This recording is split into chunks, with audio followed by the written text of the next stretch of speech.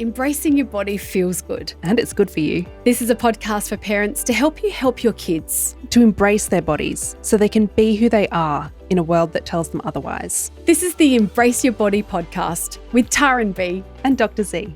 We acknowledge that we are recording this podcast on the traditional country of the Kaurna people, and we pay respect to elders past, present and emerging. So, almost every parent we talk to thinks that social media and Kim Kardashian is the blame for all of these body image issues for our kids. And it's just not the case. Yeah, I think we need to remember that the media's been around for a long time. And social media, yes, it's with us all the time, in our pockets, following us, giving us notifications and dings and things. I think let's take a little bit of a journey back to some of the media landscape that was around when we were kids. So I'm going to talk some science. We've known for a long time that the media is damaging for body image. And this is, there was sort of 20 years of studies where they basically got people to fill out a survey about how depressed they are, what their body image is like. And then they put them into a room and they showed them lots of pictures of thin or muscular people, models, and sort of what we used to call idealized images. And then they got them to complete the same survey. And what all of that data showed basically is the people that walked out of those rooms were much more depressed and had much worse body image than when they walked in. And it's because of all of those images that they'd been exposed to. So that was really quite conclusive in terms of just knowing that seeing these images in the media is damaging for us. And that's because our brains automatically compare what we think we look like to what we think that person looks like. And if we think they look better, we feel worse. Yeah, and it's that whole studies that I know that we've discussed before around fitspiration. Like having those bodies in your feed will motivate you to look like those bodies, and it actually moves you further away. Yeah, it does nothing because you end up being depressed and therefore, not taking any of the action. All of the fitspiration research shows that it doesn't motivate people to be any more physically active than what they were before. Yeah, they're more likely to eat a pie, right? I've been there. Or ice cream, depending. So we know that the media imagery is damaging, but then also there is the messaging. And a lot of that is subtle, but it's about the fact that, everyone needs to be a certain size or shape. It's about some of the sort of direction on the dieting articles and content and some of the advertising for products. And I really do think that we need to blame advertising more for some of the problems that we have in this world rather than ourselves. Yeah, and we wrote about this in our book because, the history is actually quite fascinating. We just didn't arrive like hating our bodies. Yeah. There's a whole history behind it and the impossible beauty standards for women that were reflected to us in advertising and in the media. And I actually talked about this in the first film as well with Embrace. The impossible standards from if you were born in the 1920s that flat-chested and having a body that goes straight up and down and no hips was beautiful. And then 20 years later or 30 years later in the 1950s, the Marilyn Monroe, let's be voluptuous now and have the curves and the big breasts and the big butt, but the cinched waist. And gosh, one that we would remember is the 80s supermodels. I had the shoulders for it and that was about it. But remember their body shape. It was toned, but they still had breasts and what else was about that? I just see Elle Macpherson. That was the first thing I saw. But yeah, I don't even need to describe it, everybody. Yeah. We just know. But I always found it so ridiculous that if you were born in the 1920s with a 1950s body or vice versa, that what were you supposed to do? Fight against that? Try to change the biological shape of your body, which is just not possible? They were as frivolous as fashions, as like they often talk about hemlines going up or down. And it was the fashion of the body shapes that were rewarded and held up in society did change over time. And then some of the advertising from even the past 50 years and even some that wasn't that long ago is even more ridiculous. So ridiculous. I'm just referring really quickly to what we wrote about in the book. I actually found this fun because it was so ridiculous and so silly, but then I got angry as well. I have to refer to the book because we spent a little bit of time unpacking advertising. There's this ad in the 1950s where a perfectly manicured housewife, she's sitting on the couch and she's knitting and the man ogles her stockings. And the tagline is married, no reason to neglect SA. I'm like, what's SA? stocking appeal. What? And then there was another one in the 60s where a thin model holds a cigarette and her lips are pursed in a sexy shape as she blows the cigarette smoke out. And what they said in the ad was, we made Virginia Slims especially for women because women are dainty and beautiful and sweet and generally different from men. I could go on and on and on. But I guess, and look, you know what, for an example of something more recent, in 2015, a lot of you would have seen this, a very thin woman in black and white wearing a bright yellow bikini against a bright yellow background, and she has a tiny waist and you can see her ribs, and it's an ad for protein powder. And what they said in that campaign was, are you beach body ready? There are so many examples of where we've been in history about how we've tried to put up an impossible beauty standard and say, everybody follow this, and we all can't because we don't look like that. Yeah. And it used to be really obvious with the stocking appeal, and it's sort of laughable now and sort of kitsch, but now it's so subverted and you can't even tell what's an ad or what's not an ad and who's being paid to promote something or not. And so I think it's really gone underground, but it's still definitely there. Yeah, and we talk about this in Embrace Kids as well, because I think kids are going to be on social media, and I get it. As a mum, I just wish it never existed. I wish tech never existed. I just want to go back to the olden days where, I don't know, life seemed a little more simple. Are you like, I love tech? Well, I just love it how quiet it makes them when they're on it. And how entertained they are. This is true. Yeah. This is very true. But we did unpack that just a little bit in Embrace Kids, because we know it's here and we might as well not fight against it, and we might as well embrace social media, but actually just inspire our kids to fill up their feed with positive people that make them feel good and motivate them to go out into the world and do things as opposed to, hey, look like me, and put them on that dangerous road. Yeah. And some of the danger with social media in relation to body image is that we know, what I was talking about before, where our brains automatically compare us to someone else. That comparison means more to us if we think that person is more similar to us. And so that's the thing with social media, is we're thinking, oh, but this influencer is just a regular person, like I've seen inside her house. I know she has a regular life like me. And so then when you see their body, it's like, oh, well, I should be able to achieve that. Yeah. Whereas, with supermodels and things, they were so distant to us that it was like, yeah, I'd love to. But how similar are our lives really? Probably not much. So true. I tell you who I have as what would I describe her with my kids? Maybe a secret weapon is Celeste Barber. So if you don't know Celeste, where have you been living?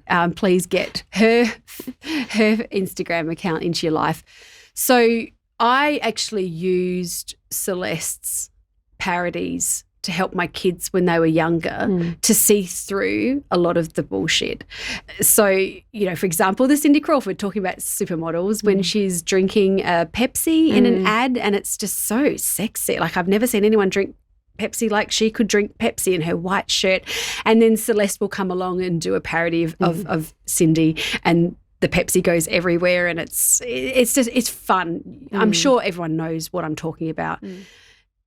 I would show those images and videos to my kids to help them understand that there's a whole industry and there's lighting, there's makeup artists. It's a whole thing that happens for that advertising or those images to exist. And I was walking with Michaela in a shopping mall a couple of years ago now, and she saw an objectified, highly sexualized image of a woman in an ad campaign. Interestingly, the man was surfing, he was doing, and she was in her bikini looking hot. Yep. But she was all kind of pouty and perfect. And Michaela looked at it and said to me, oh, Mum, we should get Celeste to do that image. And I just loved the fact that Michaela could cut through and see through that it wasn't real. And I that's why I sort of call Celeste Barber, my secret weapon. I've used her work a lot to help my kids. Do we have science on that? No. Could we? Sally? Could we publish a paper? Could we do some kind? There must be something there. Yeah. I mean, what you're doing there is you're teaching media literacy.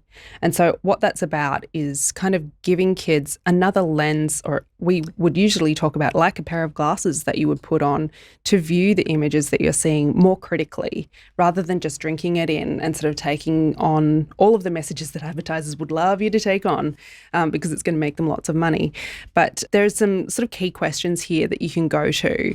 And I think, again, this is something that comes up so much in our daily life. And so you don't have to sit down and have the teachable moment with the full lecture. It can be something that, you watch an ad or you see something and you just ask, well, who do you think created this message?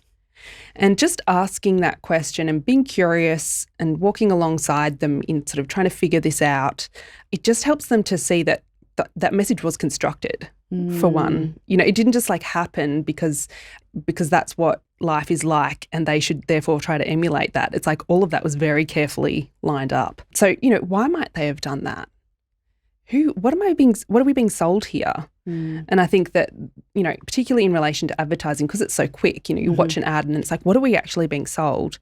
Allows you to then dive a little deeper into some of the more subtle things that are behind it. And you can just step that up as they get older and older. You can sort of try and go a little bit deeper. Why might they have done that? Why have they chosen these people to represent that? Does this align with our values and what we think in our family? And I think that's where you can start to really educate them in how you want them to see these media images when they come across them in the wild. I've used the what are we being sold here with my eldest. Yep. And I think there's a natural, we don't like being sold to. Yeah. And I love that I'm passing that down to him now, and that he's becoming more of a critical consumer when he is seeing these ads. Yeah, and particularly for teenagers, they get right into it, right? Because they have this natural sense of social justice and they're like, wait a minute, they're trying to sell us something. And, you can really start to point out, who is winning out of this situation? And it's always, some sort of multi-corporate, big, I don't even know what they're called, big companies, with lots of money. And it's rarely that we are benefiting from seeing the sorts of things that we're exposed to.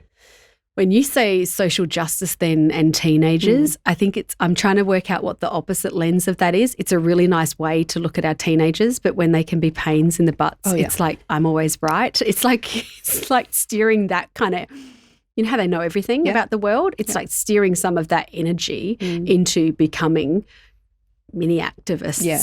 I haven't nailed that, how to do it yet, but I like it. It's making me feel better. I'm like, if I could just steer all of them into this direction. Yeah, channel the energy into critiquing the world around them and not you and your parenting. That's exactly. Can we write a book on that? Yes. So I guess there's a few things we can talk about in terms of social media. I mean, one of the main things is that we say social media like it's the same thing, but it's literally like your feed and my feed would look very different to each other. And I don't know if you've ever picked up someone else's phone and looked at their stuff and you're like, oh, this is really boring, because it's not being curated for you, by you, and responding to, the way that you've inputted stuff into the algorithm or whatever. I've actually done that in schools. Oh, yeah? I've actually asked kids, show me your feeds. I'm really interested to know, because, we are worlds apart now, me and my 40s and kids. The other day in school, I'm like, go Ricky. I was talking about Ricky Lake. Go Ricky. Oh my God. Go Ricky. And I was like, oh my God.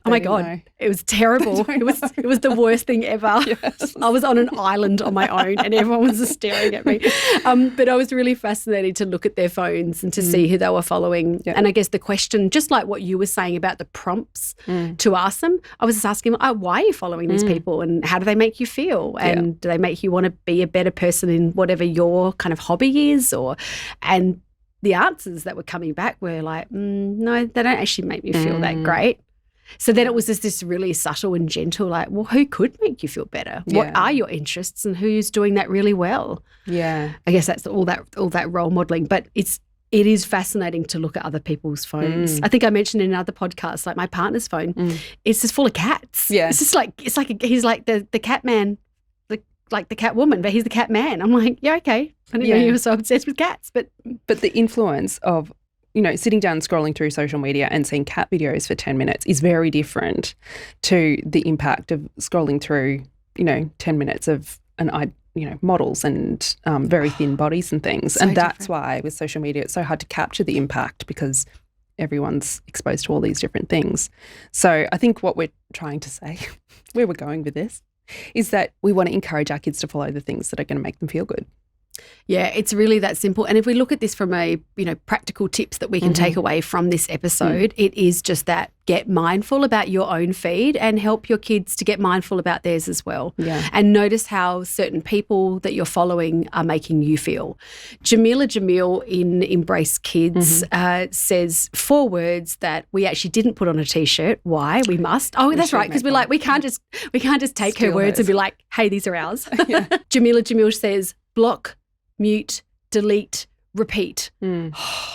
And I mean, that's just what we've got to do. We've got to teach our kids and help them to do that. And I guess only approving of the things that make us feel good. It seems such a simple strategy, but does this person make you feel bad? Don't follow them. Yeah. Adding diversity to feed, that's been a really fun one. I spend some time with my kids talking about this, like have a day in your week where you say just 10 minutes, let's just all get rid of people who don't make us feel good and fill it with people who do, but also different types of bodies. So we're just not looking at the same thing and content that isn't about bodies at all. So the cat videos, the dog videos, all the things. Stop using filters and also unfollowing people that do because I don't even need to tell you why, just because. Like, we need to see the real stuff. Yeah. It makes us feel like there's something wrong with our skin when everyone shows up all like 50 years old and flawless. Yeah. Like, I was going to say something really judgmental. I was going to say idiots. No judgment. No judgment. Yeah. But also just filling up with the role models and people who are doing things and they're not just there to show off their abs or their tan or being on an island. Yeah, it's about the object and the ornament versus vehicle thing. We want people to be showing us how they're using their bodies, and I'd say reaching, like, living their dreams, but it sounds like, but they're using their bodies to do things, not just to look at, because the more that we look at bodies that are just there to be looked at, we think that's what ours should be as well. And I think it would be great to remember that no one is holding us down and forcing us to see half of the content that is out there. Yep. Like, sure, if we're walking through a shopping centre, we're exposed to it, but how much of the exposure are we actually allowing into our lives? For example, if we open up a magazine, it's a trash magazine, well, we've done that to ourselves, or an Instagram feed. So I guess it's taking the responsibility that we can actually control this. And that's the thing about social media, is that sometimes we can feel out of control. And it's just social media and it's the thing and it's scary. And it's like, well, no, I actually pick up my phone and I control that. And we just mustn't forget that we have this choice. Yeah. And look, there's an algorithm for sure. It's a big word. Remember when we didn't even know this algorithm word, and then everyone's like, it's an algorithm. But we really do need to stop blaming the algorithm. And also Kim Kardashian. I brought this up at the start. She doesn't even live in the same country. With Kim? What's that? What's the thing with Kim? I don't have a beef with her. Yeah. It's just that we put so much focus on this one person who walks the earth, and she has no impact on my life whatsoever. Like, I haven't run into her lately. Well, you haven't just run into her in Adelaide. No, I haven't. But you can choose not to see her. Yeah. I would 100%. And her world, I guess it's because so many people talk about it. And I just need to remind myself sometimes when people talk about it that I'm just not even interested. Like, I don't even care if someone starts a conversation about whatever's happened. I know she broke up with Kanye. I don't care. Like, just don't care. I can't keep up. She has no bearing on my life. A lot of people do think that they need to look at some of this stuff. It's like to stay across things, or, sometimes I think they need to look at before and after photos in order to motivate themselves to change their bodies. And it's not the way it works. I'm pretty sure that we've talked through this in every episode. It should be a thing by now, but it's not the way that it works, that we would motivate ourselves through feelings of shame. And sometimes the tricky thing with adolescents is that they do feel like in order to fit in and to belong, they do need to see, they do need to be following those people. It's called social proof, just to know the things that their friends are going to talk about. They all need to be following the same person. But, if that's the case, and they're going to be exposed to that stuff, it's about, talking through some of giving them that pair of glasses that they can put on to see through and recognise what they're being sold and recognise all of the messages that are coming in, rather than just drinking it in. Cheers to that. Nice one. For more information, get your hands on our book, Embrace Kids, and for free resources, visit theembracehub.com.